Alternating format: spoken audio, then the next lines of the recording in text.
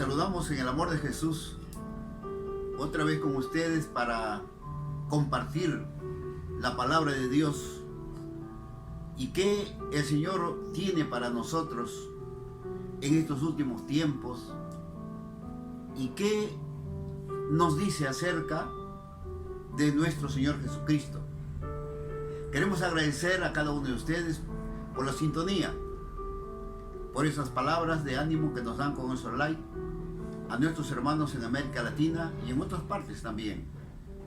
Hoy queremos enfocar a nuestro Señor Jesucristo con el tema Jesús es el Mesías.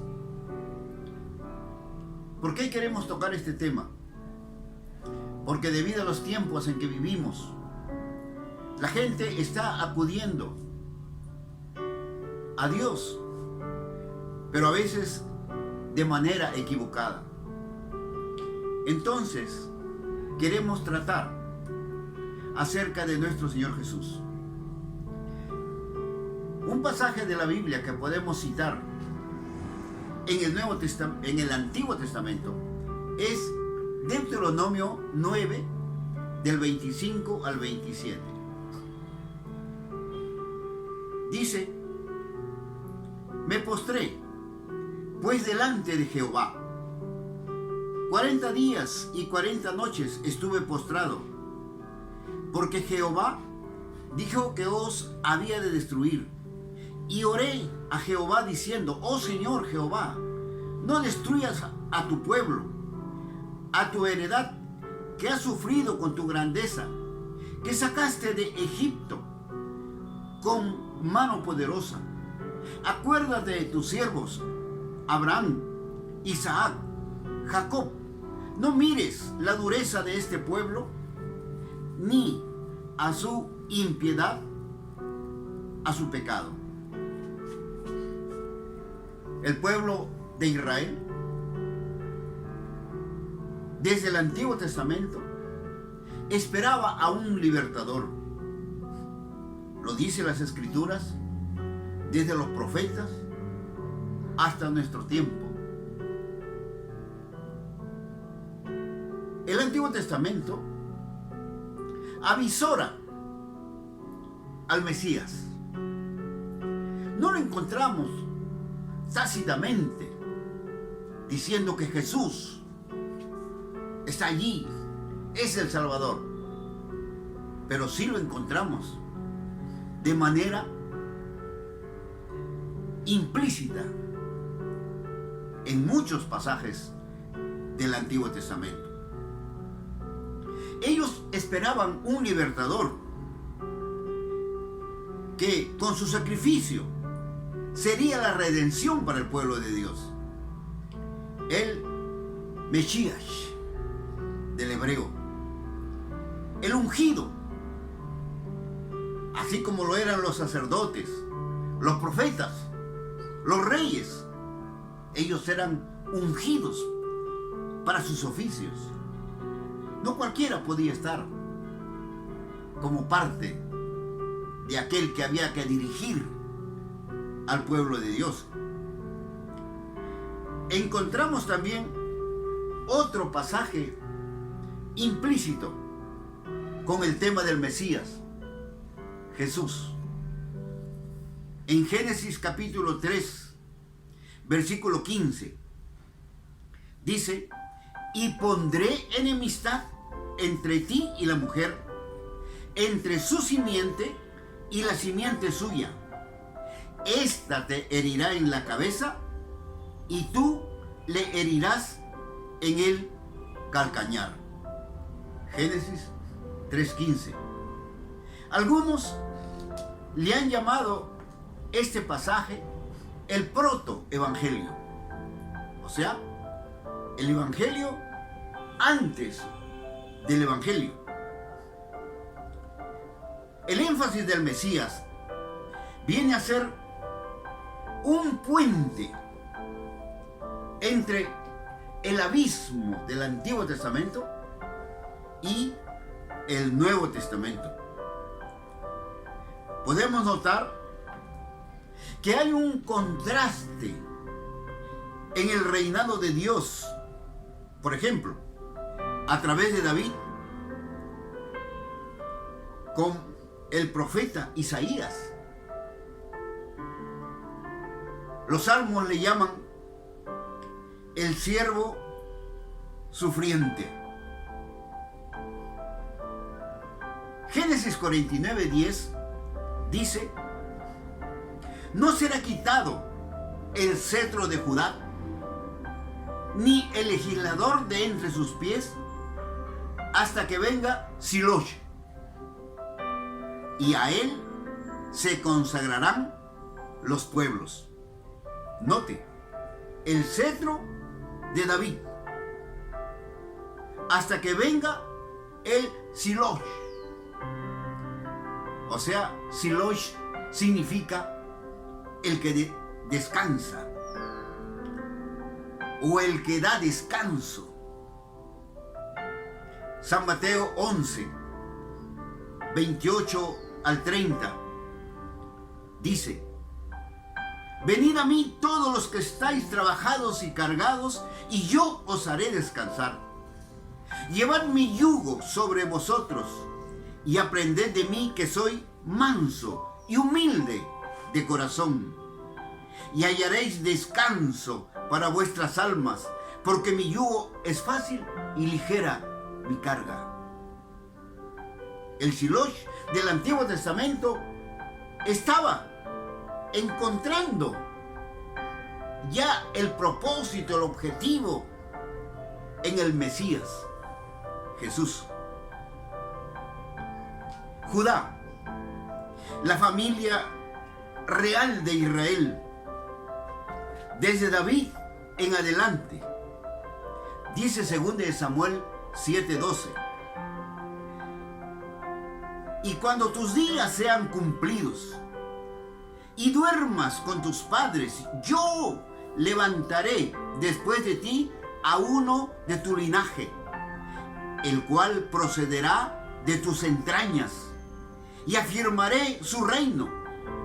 Versículo 15: pero mi misericordia no se apartará de él, como la aparté de Saúl, al cual quité de delante de ti. 2 Samuel, en capítulos 7, 15 y 16. Es decir, que afirmará su reino, dice, en aquel que había de venir. Así como David era el pastor, ¿no? Salmo 23, Jehová es mi pastor. Así como David era el pastor del pueblo de Dios, así también había de venir un pastor, del cual está hablando San Juan capítulo 10. Ezequiel capítulo 34, 23 y 24: y levantaré sobre ellas a un pastor, y él apacentará a mi siervo David. Él las apacentará y le será por pastor. Yo, Jehová, le seré por Dios, y mi siervo David, príncipe en medio de ellos. Yo, Jehová, he hablado. Se vislumbra el reinado del Mesías desde el Antiguo Testamento. Si entráramos a las profecías de Daniel, por ejemplo, en el capítulo 7, de los versos 9 al 14, encontramos ahí cómo el Señor va describiendo acerca del reinado del Hijo del Hombre. Daniel 7, del 9 al 14. Usted lo puede revisar.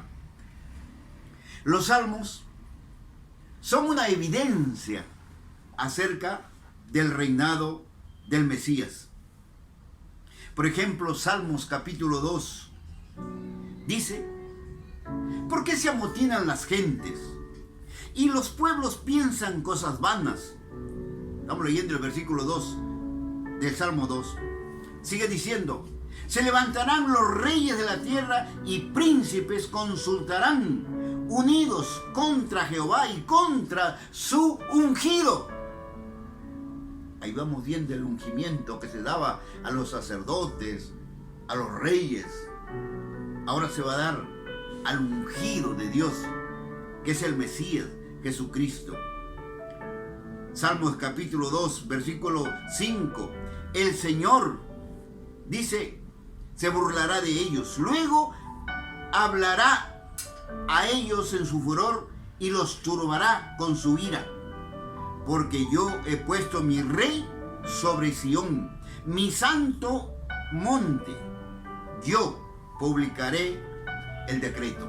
Salmos 2, de los versículos 1, 2 hasta el 7. Usted puede leer.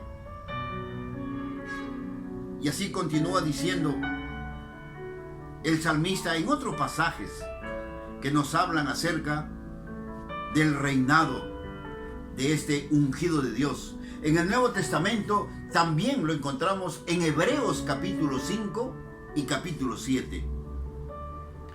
Los primeros cristianos, la iglesia primitiva, asociaron estos salmos con el Mesías.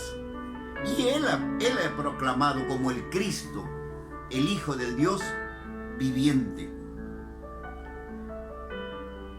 Los profetas, como Isaías, por ejemplo. Voy a Isaías 4, versículo 2. En aquel tiempo el renuevo de Jehová será para hermosura y gloria, y el fruto de la tierra para grandeza y honra, a los sobrevivientes de Israel. Está hablando el profeta Isaías.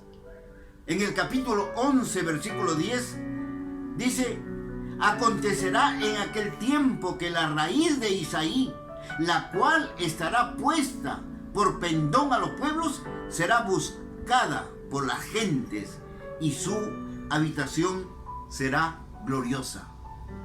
Jeremías capítulo 23, de los versos 5 al 6, dice: he aquí que vienen días, dice Jehová, en que levantaré a David renuevo justo, y reinará como rey, lo pone en mayúscula, el cual será dichoso y hará juicio y justicia en la tierra. En sus días será salvo Judá, e Israel habitará confiado, y este será su nombre, con el cual llamará Jehová, justicia nuestra. Zacarías capítulo 3, versículo 8, también lo contempla. Y ahí viene entonces la promesa de Emmanuel. Isaías capítulo 9, de los versículos 6 y 7.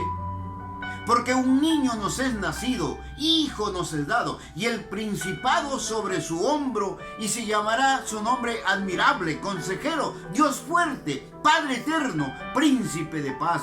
Lo delatado de su imperio y la paz no tendrán límite sobre el trono de David y sobre su reino, disponiéndolo y confirmándolo en juicio y en justicia, desde ahora y para siempre. El alfa y la omega, desde ahora y para siempre. El celo de Jehová de los ejércitos hará esto. Lo confirma más adelante Isaías 25, versículo 9. Este es el que había de venir, que le hemos esperado. El Mesías, el ungido de Dios, sin ambajes. No hay otros alicientes que querramos poner en Jesucristo, el ungido, el Hijo de Dios. Y es cierto, Jesús tuvo un padre adoptivo. Fue nacido de su madre, la Virgen María. Vivió en el entorno familiar. Pero la Biblia habla del ungido, del Hijo de Dios, del que había de venir. Por eso los cristianos toman de esta palabra Cristos al Cristo, que al griego significa Mesías. El Evangelio de Mateo, ahí en el capítulo 16, versículo 16, dice: respondiendo Simón Pedro dijo: tú eres el Cristo, el Hijo del Dios viviente.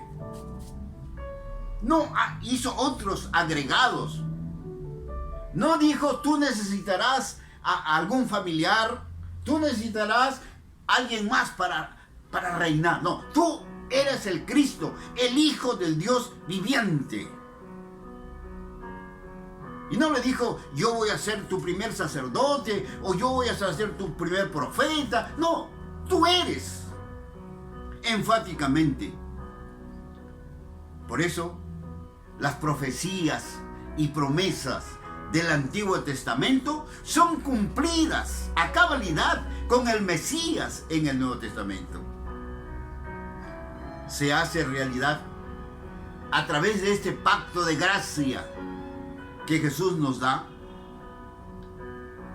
Mateo capítulo 18, versículo 3 dice: y dijo: de cierto os digo, que si no os volvéis y hacéis como niños, no entraréis en el reino de los cielos. Jesús, aquel que había de recibirnos aquí, ahora y siempre. El reino de David en el Antiguo Testamento fue transformado en el Nuevo Testamento como el reino de los cielos. San Mateo 5:3 dice: bienaventurados los pobres en espíritu, porque de ellos es el reino de los cielos. La justicia de Dios se hace realidad para la humanidad sin distinciones. Jesús no pone límite. La gracia de Dios en Jesucristo es para todos. San Pablo, cuando escribe precisamente a los romanos, él les dice: porque no me avergüenzo del Evangelio, porque es poder de Dios para salvación a todo aquel que en él cree, al judío primeramente y también al griego. Porque en el Evangelio la justicia de Dios se revela por fe y para fe, como está escrito: mas el justo por la fe vivirá. Es decir, el reino del Mesías viene a ser enriquecido para la humanidad de su tiempo y para la nuestra. Jesús, el Cristo, el Mesías, el Hijo de Dios. Dice Salmo 16, de los versos 8 al 10: a Jehová he puesto siempre delante de mí, porque está a mi diestra, no seré conmovido. Se alegró por tanto mi corazón, y se gozó mi alma. Mi carne también reposará confiadamente, porque no dejarás mi alma en el Seol, ni permitirás que tu santo vea corrupción. Jesús en la cruz es sepultado. Y algunos aún se acuerdan de la cruz, o Jesús cuando estaba en la cruz, y lo dejan a Jesús en la cruz. Otros ven a Jesús llegar al sepulcro y lo dejan, y le ponen Santa Cruz, le ponen Santo Sepulcro, le honran, le veneran. Pero Jesús ya no está allí. Hechos capítulo 2, de los versos 25 al 28, nos hablan que Jesús fue resucitado. El triunfo del Mesías, del Hijo de Dios, del ungido, está en su resurrección. Para poner un ejemplo, San Juan capítulo 20, de los versos 20 al 22, que dice: y cuando les hubo dicho esto, les mostró las manos y el costado, y los discípulos se regocijaron viendo al Señor. Entonces Jesús les dijo otra vez: paz a vosotros. Como me envió el Padre, así también yo os envío. Y habiendo dicho esto, les dijo: recibid el Espíritu Santo. Jesús dando de lo que Él ya tenía como Mesías en la tierra, como el ungido de Dios, como aquel que había de ascender a la diestra del Padre para ir con su triunfo, decir: la muerte no le pudo detener, el pecado no le pudo detener. Por eso Jesús es quien perdona pecados. Nadie puede más perdonar pecados, solo Jesús. Aquel que sufrió una sola vez y lo hizo para siempre, y lo hizo por todos nosotros. En su resurrección, nosotros afirmamos la vida. No resaltamos la cruz, el sufrimiento, la corona de espinas, los clavos, el sepulcro, porque Jesús ya no está en esos lugares, porque la cruz está vacía, porque el sepulcro está vacío, porque Él vive y Él regresará otra vez. Este era la proclama de la iglesia cristiana, la iglesia primitiva. Esta era su proclama: Jesús ha resucitado y volverá otra vez. Y han pasado más de 2000 años y la gente todavía no lo entiende o no lo quiere entender. Resaltamos a un Cristo vivo, no a un Cristo crucificado, de tristeza, de dolor, sino a un Cristo victorioso. Nosotros le esperamos. ¿Por qué? Porque solo Él nos puede liberar de la muerte, del pecado, y nos asegura la expiación con su sangre, y nos asegura la reconciliación del hombre con Dios a través de Jesucristo. Solo Él, el Mesías, el ungido, tanto para el pueblo de Israel como para el pueblo de hoy. En ese entonces, Jesús demostró con hechos concretos que Él era el Mesías, que Él era aquel que había de venir, que Él era el Cristo. Hoy podemos leer en el Apocalipsis capítulo 21, versículo 6.